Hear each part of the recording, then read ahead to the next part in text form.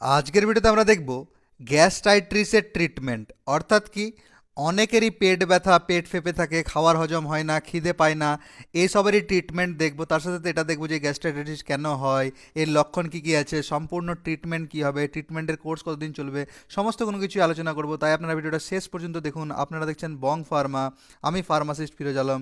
চলো শুরু করি। প্রথমেই আমরা দেখব যে গ্যাস্ট্রাইটিসটা কি। আমি একটা কথা বারবার বলে থাকি যে কোনো শব্দের শেষে যদি আইটিআইএস যদি লাগা থাকে তাহলে ইনফ্লামেশনকে ইন্ডিকেট করে। আর যে শব্দটা আগে দিকে লেগে থাকবে, যে ওয়ার্ডটা, তার তার সেটা ইনফ্লামেশন হয়ে গেছে। তাহলে এখানে গ্যাস্ট্রাইটিস কথার অর্থ হচ্ছে কি, স্টোমাকের যে লাইনিং আছে তা এখানে ইনফ্লামেশন হয়ে যাওয়া।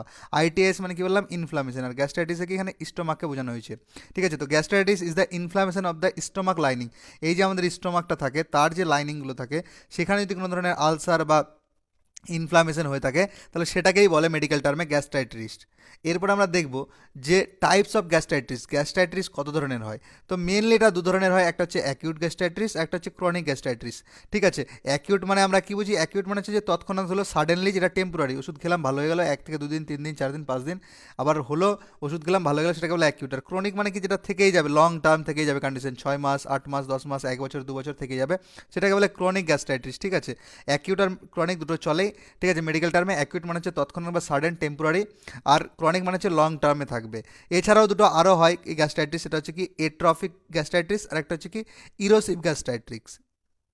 এরপরে আমরা দেখব যে কজেস অফ গ্যাস্ট্রাইটিস। গ্যাস্ট্রাইটিস কেন হয়, মেন কারণ কী কী আছে। তো যেগুলো কারণ থাকে সেগুলো হচ্ছে কি, কোনো ধরনের যদি স্টোমাকে ইনফেকশন হয়ে যায় তাহলে সেক্ষেত্রে কোনো কিছু মেডিসিনের সাইড ইফেক্ট আছে। ঠিক আছে, কিছু কিছু মেডিসিনের সাইড ইফেক্টের কারণে হয়ে যায়। ঠিক আছে, মেনলি কি এখানে এনএসআইডি ক্লাসকে বোঝানো হয়। এনএসআইডি ক্লাস যদি কেউ বেশি এক্সেসিভ খায়, বা এনএসআইডি ক্লাস বলতে কি, যেগুলো অ্যাসিক্লোফেনেক, ডাইক্লোফেনেক, প্যারাসিটামল, এসপিরিন, আইবুপ্রোফেন, নেমোসোলাইট, এই ড্রাগগুলো যদি কেউ অত্যাধিক পরিমাণে খায় বা গ্যাসের ওষুধ ছাড়াই খায় তাহলে সেক্ষেত্রে হওয়ার চান্সেস থাকে। লাইফস্টাইল ফ্যাক্টর কিছু আছে। ঠিক আছে, অটো ইমিউন ডিসিজ আছে, এজিং, বয়স হলে সাথে সাথে দেখা যায়। ট্রমা বা সার্জারি, যদি কারো ট্রমা বা সার্জারি হয়ে থাকে তো সেক্ষেত্রে হয়ে থাকে। কেমোথেরাপি হলে হয়ে থাকে।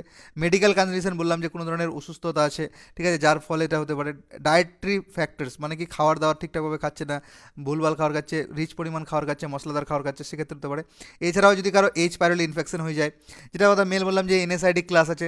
ঠিক আছে, এইচ পাইরোলি একটা তো হচ্ছে হাইগোব্যাকটেরিয়াম পাইলেরি যে ইনফেকশনটা আছে সেক্ষেত্রে হলে, অথবা কি যেটা বললাম আরেকটা কারণ হচ্ছে এনএসআইডি ক্লাস। এনএসআইডি ক্লাস হচ্ছে নন স্টেরয়েডাল অ্যান্টি ইনফ্লামেটরি যে ড্রাগগুলো আছে, মানে প্যারাসিটামল, নিমেসোলাইড, অ্যাসিক্লোফেনেক, ডাইক্লোফেনেক, আইবুপ্রোফেন, ইটোরোকক্সিব, ঠিক আছে, অ্যাসপিরিন যে ড্রাগগুলো, সেক্ষেত্রে যদি কোনো ব্যক্তি প্রচুর পরিমাণে অ্যালকোহল কনজামশন করে, অর্থাৎ কি যে মদ, দারু এইসব খায়, তাহলে সেক্ষেত্রে হতে পারে।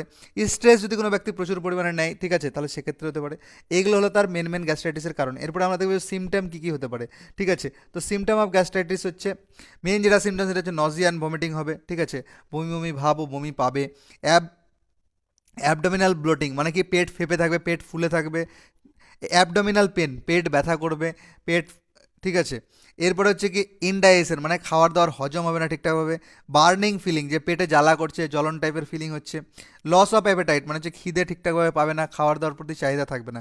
এইগুলোই মেন মেন সিমটম দেখা যায়। ঠিক আছে, মানে লক্ষণ দেখা যায় গ্যাস্ট্রাইটিস হলে। এরপরে আমরা দেখবো যে ডায়াগনোসিস কী কী আছে, মানে কী কী রোগের দ্বারা এটাকে ডায়াগনস্টিক করা যায়, টেস্টের দ্বারা, রোগের দ্বারা বলছি, টেস্টের দ্বারা, বা কী কী জিনিস করতে হবে। প্রথমত যেটা যেন ধরা যায় সেটা হচ্ছে এন্ডোস্কোপি। এন্ডোস্কোপি হচ্ছে কি, আপনাদের মুখ দিয়ে যদি কেউ এন্ডোস্কোপি করে থাকে বা জানা থাকে, মুখ দিয়ে একটা ক্যামেরার মতো দেখায়, প্রত্যেকটা অর্গ্যানের ছবি তুলে, সেটা হচ্ছে এন্ডোস্কোপি।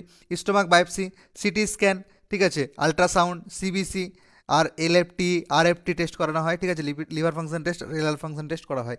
এইগুলোর দ্বারা গ্যাস্ট্রাইটিস ডায়াগনোসিস করা হয়।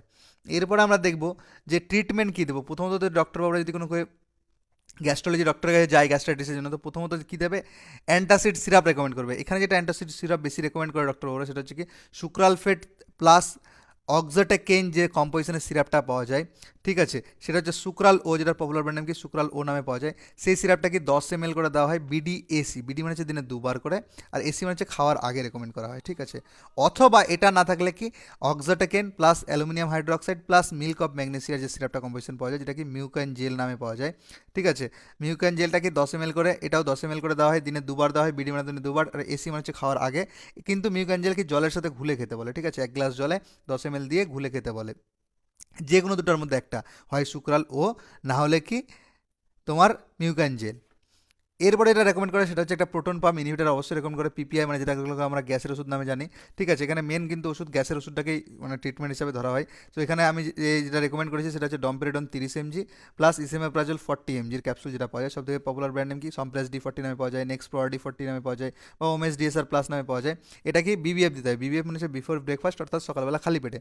এছাড়া যদি এটা যদি না থাকে, যারা প্র্যাকটিস করছেন যদি রেকমেন্ড করেন, তাহলে এখানে কি domperidone plus pantoprazole, domperidone plus rabeprazole, domperidone plus omeprazole, domperidone plus lansoprazole, যে কোনো কিছু আপনাদের অ্যাক্সেসিবিলিটি বা সুবিধা মতো আপনারা ব্যবহার করতে পারেন, যে কোনো কিছু ব্যবহার করলেই হবে। এরপরে কি একটা অ্যান্টিবায়োটিক রেকমেন্ড করা হয়, ঠিক আছে, গ্যাস্ট্রাইটিসের। সেখানে সব থেকে ভালো অ্যান্টিবায়োটিক মানে পেটের যে কোনো সমস্যার জন্য ভালো রেজাল্ট থাকে সেটা হচ্ছে কি মেট্রোনিডাজল 400 mg যে ট্যাবলেটটা পাওয়া যায়, যেটা পপুলার ব্র্যান্ড নাম কি মেট্রোজেল 400 নামে পাওয়া যায়, বা ফ্লাজিল 400 নামে পাওয়া যায়। ঠিক আছে, এই ট্যাবলেটটাকে বিডি দেওয়া হয়, বিডি হচ্ছে দিনে 2বার, অথবা কি যদি খুব ইনফেকশন থাকে তাহলে টিডিএসও দেওয়া হয়। ঠিক আছে, টিডিএস হচ্ছে দিনে 3বার। এটা পিসি রেকমেন্ড করা হয়, পিসি মানে হচ্ছে কি খাওয়ার পরে। ঠিক আছে, এবং এটা 5 থেকে 7 দিনের জন্য রেকমেন্ড করা হয়। এরপরে যে ট্রিটমেন্টগুলো চলে সেগুলো হচ্ছে সিমটোমেটিক ট্রিটমেন্ট, বা যে কারণে হচ্ছে সেই কারণ বেস করে। প্রথমত হচ্ছে কি এইচ পাইরোলি যদি ইনফেকশন থাকে, ঠিক আছে, এইচ পাইরোলি মানে হাইকোব্যাকটেরিয়াম পাইরোলি, একটা এর সেপারেট ভিডিও বানানো আছে আমার চ্যানেলে। ঠিক আছে, যদি কারো এইচ পাইরোলি হয়ে থাকে তাহলে সেই ভিডিওটা দেখে নেবেন। ঠিক আছে, এখানে শুধু আমি ডাইরেক্ট ট্রিটমেন্টটা বলে দিচ্ছি। এইচ পাইরোলি যদি কারো হয়ে থাকে তাহলে সেখানে amoxicillin 750 mg plus clarithromycin 500 mg plus esomeprazole 40 mg কম্পোজিশনে যে একটা কিট পাওয়া যায়, যেগুলো কি পপুলার ব্র্যান্ড নাম সম্প্রেচ এইচপি কিট নামে পাচ্ছি, বা নেক্সট প্রো এইচপি কিট নামে পাওয়া যায়। ঠিক আছে, এই কিটটা দেওয়া হয়, রেকমেন্ড করা হয়। আর এটা খাওয়ার নিয়ম হচ্ছে কি 6টা করে ট্যাবলেট থাকে, একটা করে কিটে বা পাতাতে 6টা করে ট্যাবলেট থাকে। কি থাকে, ক্যালিথ্রোমাইসিন থাকে, ইসেমেপ্রাজল থাকে, আর কি অ্যামোক্সিসিলিন থাকে। আবার সেম এই তিনটায় রিপিট হয়। ইভিনিংও কি থাকে ক্যালিথ্রোমাইসিন, মানে দুটো দুটো করে থাকে, দুটো ক্যালিথ্রোমাইসিন থাকে, দুটো ইসেমেপ্রাজল থাকে, দুটো অ্যামোক্সিসিলিন থাকে। তো প্রথম 3টে ওষুধ সকালবেলা খেতে হয়, তারপরে 3টে ওষুধ রাত্রেবেলা খেতে হয় বা সন্ধ্যার দিকে খেতে হয়। মানে কি সকালবেলা 3টে ট্যাবলেট খাবে, এই যে তোমরা দেখতে পাচ্ছ দুটো কালার দেওয়া আছে, তাহলে দুটো কালারের মধ্যে প্রথম পার্টটা সকালে খাবে, মানে একটা ক্যালিথ্রোমাইসিন, একটা ইসেমোপ্রাজল, একটা অ্যামোক্সিসিলিন সকালে খাবে। তো খাওয়ার আগে ইসেমোপ্রাজলটা দিয়ে দিতে হয়, ইসেমোপ্রাজলটা যেহেতু পিপিআই খাওয়ার আগেই খেতে হয়। ঠিক আছে, মানে গ্যাসের ওষুধ। আর বাকি দুটো খাওয়ার পরে খেতে হয়, ক্যালিথ্রোমাইসিন আর অ্যামোক্সিসিলিন। সেম এভাবেও কাজ করবে রাতের দিকেও। ঠিক আছে, খালি খাওয়ার আগে খাবে ইসেমোপ্রাজলটা, পরে ক্যালিথ্রোমাইসিন আর এই অ্যামোক্সিসিলিনটা খাবে। এটাই হলো রুলস। এবার এই যদি কম্পোজিশনটা না থাকে তাহলে কি আরেকটা পাওয়া যায়, প্যান এইচপি কিট নামে পাওয়া যায়, প্যান্টপ, সেখানে শুধু ইসেমোপ্রাজলের জায়গায় প্যান্টোপ্রাজল চলে আসে। বা অনেক কিট এখন এসেছে যেখানে কি ইসেমোপ্রাজল জায়গায় র্যাবিপ্রাজল, তো সেম জিনিস, শুধু দেখে নেবেন কম্পোজিশনটা ইসেমোপ্রাজলের জায়গায় প্যান্টোপ্রাজল থাকুক বা র্যাবিপ্রাজল থাকুক, জিনিসটা কিন্তু একই, শুধু অ্যান্টিবায়োটিক দুটো ঠিক আছে কিনা, অ্যামোক্সিলিন আর ক্যালিথ্রোমাইসিন আছে কিনা। আর খাওয়ার নেমটা তো বলে দিলাম, 3টে ট্যাবলেট সকালে খাবে, 3টে ট্যাবলেট সন্ধ্যায় খাবে।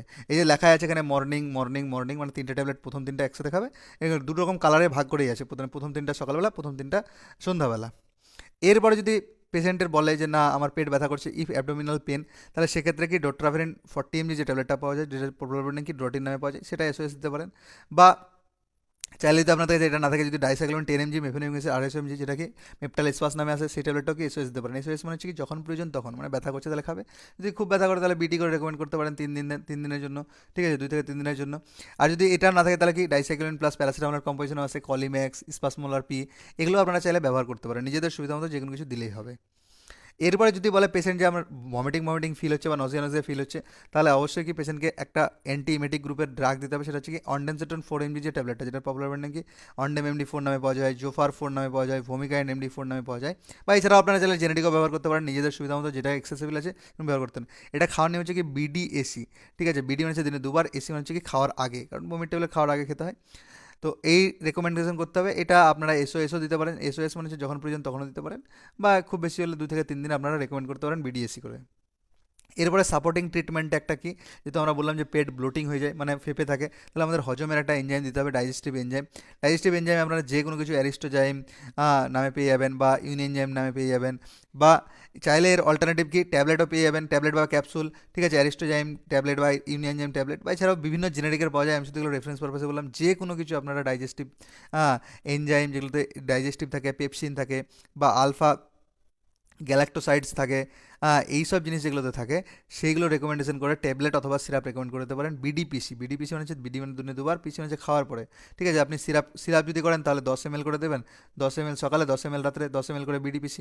আর যদি ট্যাবলেট বা ক্যাপসুল দেন তাহলে একটা করে ট্যাবলেট সকালে খাওয়ার পরে, বা হেভি যখন খাওয়ার খাবে। ঠিক আছে, হেভি মিল যখন নেবে, হেভি মিল কি দুপুরবেলা নেয় আর রাত্রেবেলা খায় আমরা সাধারণত মানুষ, তাহলে দুপুরবেলা খাওয়ার পরে একটা ট্যাবলেট, বা 1 থেকে 2টো ট্যাবলেট, বা রাত্রেবেলা খাওয়ার পরে, এরকম করে আপনাকে রেকমেন্ডেশন করতে হবে। এরপরে সাপোর্টিং ট্রিটমেন্টে আরেকটা জিনিস আমাদের দিতে হয়। ঠিক আছে, গ্যাস্ট্রাইটিস হয়ে গেলে, কারণ আলসার হলে আমরা জানি যে যে আলসারের একটা কারণ হচ্ছে যে ভিটামিন বি 12-এর অভাবে কিন্তু আলসার হয়ে থাকে। তাহলে আলসার হলে অবশ্যই আমাদের সাপোর্টিং ট্রিটমেন্টে একটা ভিটামিন বি 12-এর ট্যাবলেট দিতে হবে। ভিটামিন বি 12 পেয়ে যাবেন কি বিকোসুল নামে পেয়ে যাবে, বা নিউরোবিয়ান ফোর্ট পেয়ে যাবে, বা এছাড়াও এখানে সিরাপ হিসাবে ব্যবহার করতে পারেন, বিকাসুল সিরাপ নামে, সরি, বিকোসুল আর বা পলিবিয়ান সিরাপ নামে পাওয়া যায়, ঠিক আছে সেটা।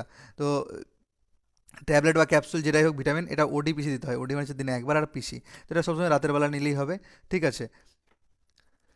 এরপরে আমরা দেখবো যদি কোনো গ্যাস্ট্রাইটিসের ট্রিটমেন্টের জন্য যদি কোনো গ্যাস্ট্রোলজি ডাক্তারের কাছে কোনো পেশেন্ট যেতেন, তাহলে তার প্রেসক্রিপশনে কী কী ওষুধ লেখা থাকতো। প্রথমত বললাম একটা কি অ্যান্টাসিড সিরাপ লেখা থাকবে, যেটা সুক্রালফেট, হ্যাঁ, 1000 mg, মানে 1 গ্রাম পার 10 ml প্লাস অক্সাটেকেন 10 mg পার 10 ml থাকে সেই সিরাপটা, যেটা কি বললাম সুক্রাল ও নামে আছে, সেটা 10 ml করে বিডিএসি দেবে। বিডিএসি মানে হচ্ছে দিনে 2বার করে খাওয়ার আগে।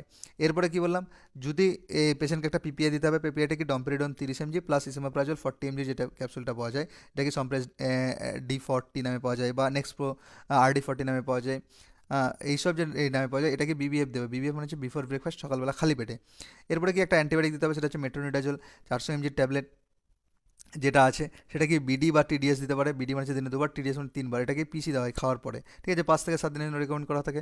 এরপরে পেট ব্যথা করলে ডোট্রাভেরিন 40 mg ট্যাবলেট, যেটা ড্রটিন নামে আছে, সেটা এসওএস, যদি পেট ব্যথা থাকে। যদি পেট ব্যথা না থাকে তাহলে দরকার নেই, ঠিক আছে। অনডেনসেট্রন, ঠিক আছে, অনডেনসেট্রনটা দেওয়া হবে বমির জন্য, এটা অনডেম MD4 নামে আসে, সেটা বিডিএসি মানে দিনে 2বার করে খাওয়ার আগে। যদি ইফ নজিয়া ভমিটিং, যদি ভমিটিং থাকে তাহলে দরকার, নাহলে দরকার নেই। থাকলে দেবো, না থাকলে দেবো না। সাপোর্টিং ট্রিটমেন্ট হিসেবে কি বললাম, ডাইজেস্টিভ একটা এনজাইম মানে অ্যারিস্টোজাইম হোক, ইউনি এনজাইম হোক, ঠিক আছে, যে কোনো একটা ডাইজেস্টিভ সিরাপ দিতেই হবে আমাদের, ডাইজেস্টিভ এনজাইম সিরাপ, ট্যাবলেট হতে পারে সিরাপ, এটা কি বিডিপিসি দেবো, ভিটামিনের দিনে 2বার করে খাওয়ার পরে। এরপরে কি বললাম যে ভিটামিনের বি 12-এর অভাবে যে আলসারগুলো হয় আমাদের, যদি মুখের আলসার হোক বা যে কোনো আলসার হোক, ভিটামিন বি 12-এর একটা ডেফিসিয়েন্সির জন্যই হয়, ঘাটতির জন্যই, তাহলে ভিটামিন বি 12-এর ট্যাবলেট আমাকে ভিটামিন বি 12 অথবা সিরাপই দিতে হয়, ঠিক আছে।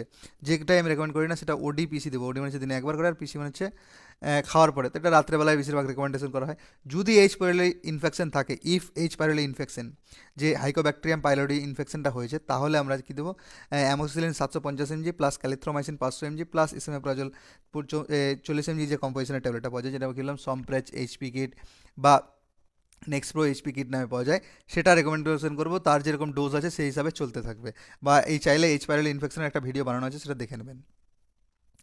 আমি বারবার বলে থাকি আমার এই ভিডিওগুলো শুধুমাত্র ইনফরমেশন এবং নলেজ পারপাসের জন্য, এবং মেডিকেল ফিল্ডের লোকেদের জন্য, নার্সিং, ফার্মাসিস্ট, এমবিবিএস, ঠিক আছে, ল্যাব টেকনিশিয়ান, মেডিকেল ফিল্ডের যে লোকজন যাদের, তাদের জন্য। আমার এই ভিডিও দেখে সেলফ মেডিকেশন কেউ কখনো করতে যাবেন না। সর্বদা ডাক্তার এবং ফার্মাসিস্টের পরামর্শতেই ওষুধ খাবেন। এবং আপনার যদি এই যে পিডিএফগুলো দেখে পড়াই, সেই পিডিএফগুলো যদি আপনার নেওয়ার প্রয়োজন মনে হয়, তাহলে আমাকে এই হোয়াটসঅ্যাপ নম্বরে টেক্সট করতে পারেন। তবে অবশ্যই এই পিডিএফগুলো পেড ভার্সনে, অর্থাৎ মানে আপনাকে টাকা পেমেন্ট করে নিতে হবে। যদি যদি সে কেউ চান যে না আমার সাথে অনলাইনে ক্লাস করবেন, আমি এই টপিকগুলোই আরও মানে ডিপলি পড়াই, ডিটেলসে পড়াই, অনেকেই আমার সাথে ক্লাসে জয়েন করেছে, ঠিক আছে। যদি কেউ ইন্টারেস্টেড থাকে তাহলে এই নাম্বারে হোয়াটসঅ্যাপ করতে পারেন। যদি কারো ইন্টারেস্টেড না থাকে তাহলে অযথা মেসেজ করে কোনো লাভ নেই। যদি কোনো ব্যক্তির এই কোনো মেডিকেল রিলেটেড কোনো সমস্যা মানে প্রয়োজন মনে হয় আমার সাথে টেক্সট করার জন্য, তাহলে এই নাম্বারে টেক্সট করতে পারেন। এমনিতেই আমার সাধ্যমতো আমি হেল্প করে থাকি। এবং যদি ভিডিওটা কারো ভালো লেগে থাকে তাহলে অবশ্যই একটা ভিডিওতে লাইক দিয়ে যাবেন। যদি আপনার কিছু জানার থাকে, বা আমি কিছু ছেড়ে থাকি, বা আপনার কিছু মতামত থাকে, তাহলে অবশ্যই কমেন্টের মাধ্যমে আপনার মতামত দেবেন। যদি ভিডিওটা কারো প্রয়োজন মনে হয় তাহলে অবশ্যই তার সাথে শেয়ার করবেন। এবং আপনি যদি আগামী দিনেও এমন মেডিকেল রিলেটেড ভিডিও পেতে চান তাহলে অবশ্যই চ্যানেলটাকে সাবস্ক্রাইব করে রাখবেন। এবং ভিডিওটা শেষ পর্যন্ত দেখার জন্য আপনাকে অসংখ্য অসংখ্য ধন্যবাদ। Thank you so much.